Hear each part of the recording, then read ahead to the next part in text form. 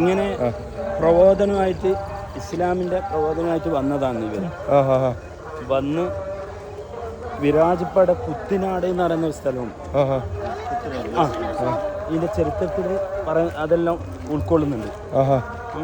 ആടെ താമസിച്ചു. ആടെ ഒരു കുളമുണ്ട്. ആടെ താമസിച്ച് ആടെ ഉള്ളവർക്ക് നിസ്കരിച്ച എല്ലാ സ്ഥലമുണ്ട്. ആടെ എന്തായെന്ന് പറഞ്ഞാൽ പെട്ടെന്ന് ഒരു ഗവൺമെൻറ്റിൽ ഒരു പാലം കെട്ടാൻ പാസ്സായി. അപ്പോൾ ഈ മൂപ്പറ് ഉള്ളവടത്തിയും നിസ്കരിച്ച സ്ഥലത്തിലാണ് ഫില്ലർ വരുന്നത്. എന്തിൻ്റെ? ഗവൺമെൻറ്റിൻ്റെ പാലത്തിൻ്റെ. അപ്പോൾ ആടെ തുച്ഛമായ മുസ്ലിങ്ങളെ ഉള്ളൂ. ആ സമയത്ത് ഇവർ കുറേ എതിർത്തു ആടെ ഇതാക്കാൻ.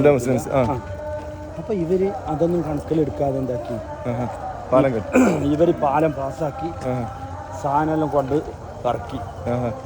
ഇറക്കിയ സമയത്താണ് ഇവർ പണിക്കാർ വന്ന് ഇറങ്ങലോട് കൂടി തേനീച്ച കൂട്ടും പൊലിയെല്ലാം വന്നിട്ട് പാമ്പെല്ലാം വന്നിട്ട് ആ ഓട്ടം ഓടിയത്. മറിച്ചിട്ട് അവിടെ പാല് വായിക്കുക. കുത്തിനാട്. അങ്ങനെ ആടെ അങ്ങനെ സംഭവിച്ചു.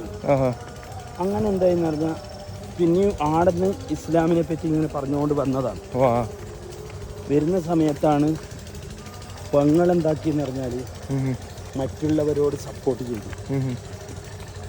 മറ്റവർക്ക് സപ്പോർട്ട് ചെയ്തിട്ടാകുമ്പോൾ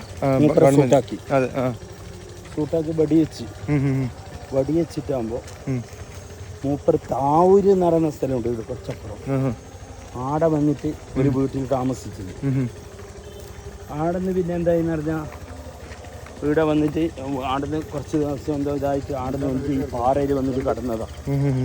ഈ പാറയിൽ വന്ന് കടന്നിടത്തുനിന്ന് ഒരു ഹിന്ദുവിൻ്റെ പശുവാണ് കെട്ടിയ സ്ഥലത്ത് നിന്ന് കയറ് പൊട്ടിച്ചിട്ട് വരുന്നത്.